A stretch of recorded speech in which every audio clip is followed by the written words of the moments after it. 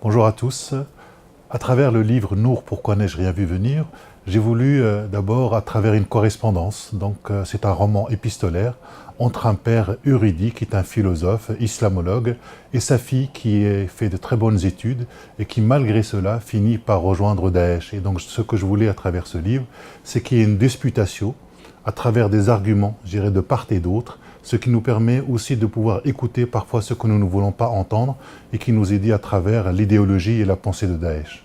Il est clair que le père est un érudit, la fille aussi fait des études de philosophie. Et donc ce qui m'intéressait, c'est véritablement d'opposer deux systèmes de pensée et pour savoir qu'est-ce qui est le moteur de l'histoire. Est-ce que le moteur de l'histoire, c'est l'esprit au sens de Hegel, ou est-ce que le moteur de l'esprit, c'est d'abord l'idée de la violence? Et pour écrire, je dirais, ce roman épistolaire, je suis à la fois, puisque je suis universitaire, j'ai travaillé sur ces phénomènes de radicalisation violente. J'ai eu l'occasion de rentrer un certain nombre de jeunes revenus de Syrie en prison. Et là, j'ai été vraiment très surpris parce que j'ai rencontré des jeunes brillants intellectuellement qui avaient été séduits par l'idéologie de Daesh.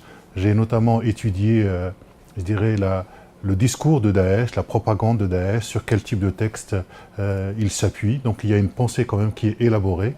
Et j'ai eu aussi l'occasion de rencontrer un certain nombre de familles dont leurs enfants sont partis et beaucoup d'entre eux sont morts au combat. J'ai voulu faire une fiction parce que je crois que les catégories des sciences humaines ne nous permettent pas d'analyser convenablement ce phénomène.